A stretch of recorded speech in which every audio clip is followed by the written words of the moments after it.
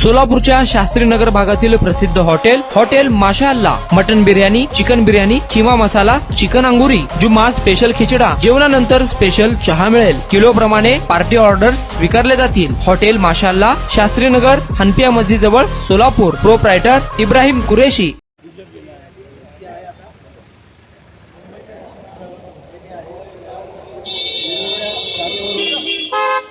यात ॲम्ब्युलन्स देखील आहे। या ठिकाणी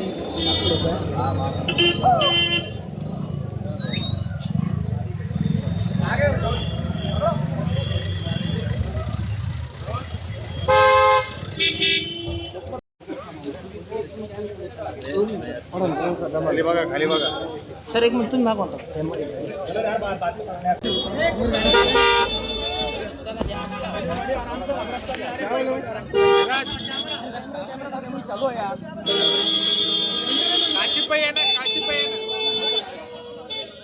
मुंबईला जे समृद्धी मार्गाने आम्ही जाणार आहे। मागच्या 2 दिवसापासून मुंबईचे सगळे पोलीस अधिकारी जे आहेत ते आमच्या संपर्कात आहे की नाही इथे आपण थांबू शकत नाही, इथे आम्ही तुम्हाला परवानगी देऊ, तिथे देऊ, हे करू। मी म्हटलं की मला फक्त मुख्यमंत्री, उपमुख्यमंत्री आणि महाराष्ट्राचे DGला आमचं निवेदन द्यायचं आहे, संविधानाची एक प्रत द्यायची आहे आणि त्यासाठीही आम्ही चाललेलं मैदान वगैरे ठरवलं तिथे। आता काय आहे की काल दुपारपर्यंत पोलिसांनी मला सांगितलं की नाही तुम्ही इथपर्यंत जाऊ शकत नाही, तिथपर्यंत जाऊ शकत नाही, हे मैदानवर तुम्ही।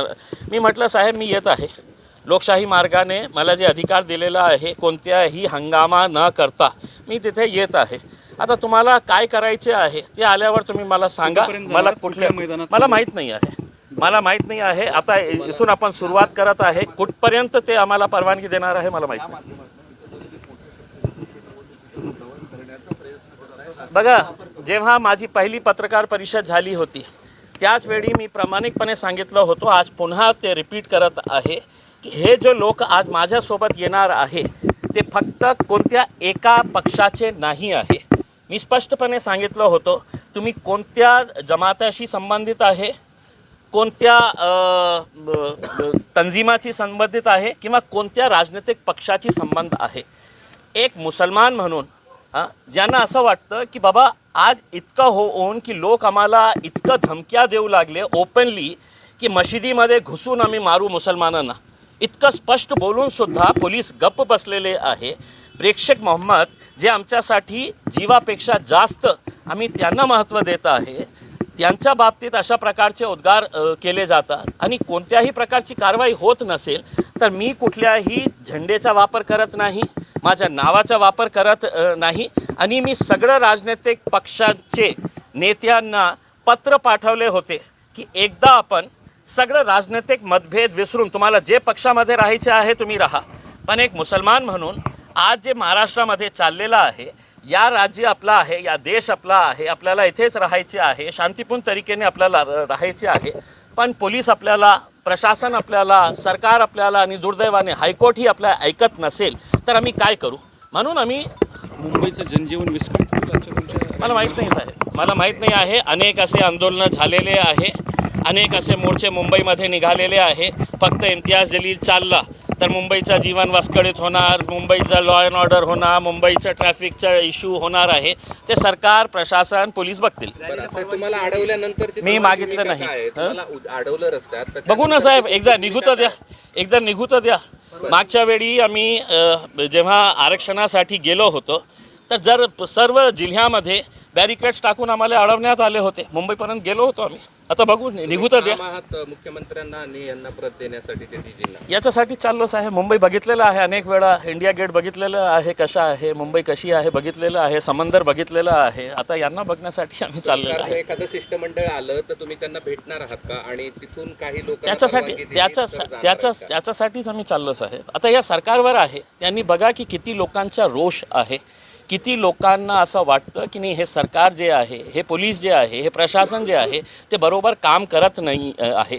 आणि फक्त मी मुस्लिमांच्या बाबतीत बोलत नाही, अनेक असे सेन्सिबल जे सेक्युलर नॉन मुस्लिम्स आहे तेही आमचं समर्थन करत आहेत, कारण त्यांनाही अशा प्रकारचा भेदभाव जे जाणून बुजून करण्यात येत आहे ते कोणालाही पाहिजे नाही. आणि राजनैतिक दबावामुळेच आज गंगापूरमध्ये सभा घेण्याची परवानगी देण्यात आलेली आहे. बरं, दुसरं महत्त्वाचं, तुम्ही या एकाच गोष्टीसाठी चाललेला आहात का अजूनही काही तुमच्या वेगळ्या मागण्या आहेत? आमच्या 2-3 मागण्या आहे. एक मागणी तर आम्ही हे केलेली आहे, आम्ही निवेदन पाठवलेलं आहे DG साहेबांना आणि मॅडमना, आणि आम्ही सांगितलेलं आहे की असा कायदा करण्याची आवश्यकता आहे की कोणीही कोणत्याही जातीचा, धर्माचा किंवा महापुरुषांचा अपमान करू नये. हे महाराष्ट्रामध्ये वारंवार सुरू आहे अशा प्रकारचं हे, तर त्याच्यासाठी एक कायदा करण्याची आवश्यकता आहे, ते केंद्र पातळीवर सुद्धा आणि राज्य पातळीवर सुद्धा. दुसरं म्हणजे हे जे चाललेलं आहे ते नितेश राणे ज्या प्रकारचे वक्तव्य करत आहे आणि अनेक त्यांचे असे लोक आहे ज्यांना सोडण्यात आलेले आहे की तुम्हाला जे बोलायचे आहे, जे बकबक करायचे आहे तुम्ही करा, आम्ही तुम्हाला हात लावणार नाही.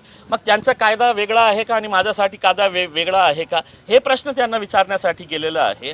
मौलाना सलमान अझहरी जे आहे ते जेलमध्ये आहे मागच्या 1 वर्षापासून. त्यांचा दोष काय आहे माहीत आहे का? त्यांनी एक शेर वाचलं होतं की त्याच्यामध्ये कोणत्याही जातीचा उल्लेख नाही होते, कोणाचंही नाव नाही होतं, फक्त एक शेर त्यांनी सांगितलं होतं आणि त्याच्यामुळे त्यांच्यावर इतकं गंभीर हे सेक्शन्स लावून त्यांना जेलमध्ये पाठवण्यात आलेलं आहे. काही वायदा आहे का नाही का तुमचं सगळं गुंडाराज चालणार आहे आणि आम्ही गप्प बसून तुम्हाला सगळं बघणार आहे आणि हो करणार आहे तुमचं? आम्ही करणार नहीं आता. देखिए साहब, सरकार जानती है कि महाराष्ट्र के अंदर जो हरकतें हो रही है वो सरकार द्वारा ही चलाई जा रही है. पुलिस का कैसे इस्तेमाल किया जा रहा है, बहुत दुर्भाग्य के साथ ये कहना पड़ रहा है. आज महाराष्ट्र में जो जाति, धर्म और मज़हब की दीवारें खड़ी की जा रही है, जो दंगा भड़काने की कोशिशें की जा रही है, जो स्टेज के ऊपर खुलेआम मुसलमानों को गालियां दे रहे हैं, ये धमकी दे रहे हैं कि हम मस्जिदों में घुस कर मारेंगे, तो क्या ये के क्रिमिनल एक्ट नहीं है? क्या इसके ऊपर कार्रवाई नहीं होनी चाहिए? नहीं हो रही है. इस वजह से हमने ये फैसला किया कि हम मुंबई तक जाएंगे और महाराष्ट्र की सरकार, विशेषकर मुख्यमंत्री एकनाथ शिंदे साहब, जिन्होंने उस रामगिरी का समर्थन करते हुए ये कहा था की तुझ्या केशालाही आम्ही हात लावू देणार नाही, म्हणजे इसका मतलब ये है कि जो मानसिकता इस रामगिरी की है वही मानसिकता लेके महाराष्ट्र के मुख्यमंत्री अगर काम कर रहे हैं तो हम उन्हें यह एहसास दिलाने के लिए जा रहे हैं कि ये देश चलेगा तो कायदे के हिसाब से, ये राज्य चलेगा तो कानून के हिसाब से चलेगा. यहाँ पर आप संविधान के हिसाब से कार्य करिएगा, उसमें इस तरीके से किसी एक जाति, एक धर्म के हिसाब से काम मत करिएगा. साथ ही साथ हम पुलिस के वरिष्ठ अधिकारियों को भी ये बताने के लिए जा रहे हैं, महाराष्ट्र का इतिहास रहा है, एक से एक फाइनेस्ट ऑफिसर्स हमने पुलिस ऑफिसर्स महाराष्ट्र के अंदर देखे हैं. क्या वजह है कि 58-60 FIRs रजिस्टर होने के बावजूद भी कोई पुलिस वाला काम करने के लिए तैयार नहीं है, एक्शन लेने के लिए तैयार नहीं है. इसलिए नहीं लेने के लिए तैयार है कि इनके माई बाप जो है, जो मुख्यमंत्री है, वो आके कहे हैं कि नहीं इसको कुछ करना नहीं है, इसके बाल को भी धक्का लगना नहीं चाहिए. जब उन्होंने कह दिया है तो उनके नीचे के जो प्यादे हैं वो स्टेज के ऊपर खड़े रह के मुसलमानों को हर रोज़ गालियां दे रहे हैं. तो हम सिर्फ अकेले मुसलमान जा रहे हैं ऐसा नहीं है. मैं आपको ये बताऊं कि हमारे हिंदू समाज के एक हमारे भाई और बहन ने, उन्होंने 100 गाड़ियाँ इसके अंदर शामिल कराए हैं, अपने पैसों से उन्होंने 100 गाड़ियाँ इसके अंदर शामिल करवाए हैं, और सिर्फ उन्होंने ये कहकर करवाए हैं कि महाराष्ट्र के अंदर जो चल रहा है वो कायदे, कानून, संविधान के हिसाब से नहीं चल रहा है. आपने जो पहल की है हम आपके साथ हैं. देखिए, हमने कुछ मुद्दे रखे हुए हैं, उन मुद्दों के अंदर हम ये चाहते हैं कि देश के अंदर कुछ ऐसा कानून बने कि जहाँ पर कोई भी किसी भी जात, धर्म या उस धर्म के जो महापुरुष है उनके बारे में कोई भी किसी तरह की बयानबाजी नहीं होनी चाहिए, और अगर होती है तो सख्त कानून उसके ऊपर होना चाहिए. दूसरी हमने मांग की है कि ये जो राणे टाइप के पिल्लुआं छोड़े गए हैं इनके ऊपर कार्रवाई करेंगे या नहीं करेंगे आप? आप ये समझ रहे हैं कि सिर्फ ज़बान उसके मुंह में है और हम गूंगे मुक्के और बहरे हैं, हम कुछ बोल नहीं सकते हैं करके। बोलना हमें भी आता है, लेकिन हमारी संस्कृति, हमारी तहजीब और हमारा मज़हब इसकी इजाज़त नहीं देता है कि हम किसी दूसरे मज़हब के बारे में, दूसरे धर्म के बारे में हम इस तरह की बयानबाजी करें। तीसरा, हमने ये कहा है कि मौलाना सलमान अज़हरी जो है, उन्होंने सिर्फ एक शेर पढ़ा था। उस शेर के अंदर किसी जात का जिक्र नहीं था, किसी धर्म का जिक्र नहीं था, किसी इंसान के बारे में नहीं कहा गया था। उस शेर की बुनियाद के ऊपर 1 साल से ज़्यादा का वक्त हो गया है, वो जेल में है। तो क्या इस तरह का कानून चलता रहेगा साहब कि जिसको जो बोलने की इजाज़त हमने दी है, तुम बोलो, हम कुछ नहीं करेंगे, और ख़ास लोगों ने अगर ज़रा से अभी कुछ कर दे, हम मुफ्त भी कर दे ले, तो हमारे पीछे पड़ जाएंगे, और वो खुलेआम नंगा नाच कर रहे हैं, उसके ऊपर कोई कार्रवाई नहीं करेंगे। तो हम चले हैं मुंबई की तरफ, जाके हो तो संविधान देंगे, उन्हें याद दिलाएंगे कि साहब इससे कब देश चलेगा। कहाँ से लोग आपकी इस रैली में? तब मुझे नहीं पता है, लेकिन मैंने पहली मर्तबा ये कहा था कि महाराष्ट्र के इतिहास के अंदर इतनी बड़ी रैली नहीं होगी करके। आप नासिक के बाद देखेंगे, मैं यकीन के साथ कह सकता हूँ कि हिंदुस्तान की तारीख के अंदर इतनी बड़ी रैली नहीं निकली होगी जो आज आपको देखने को मिलेगी।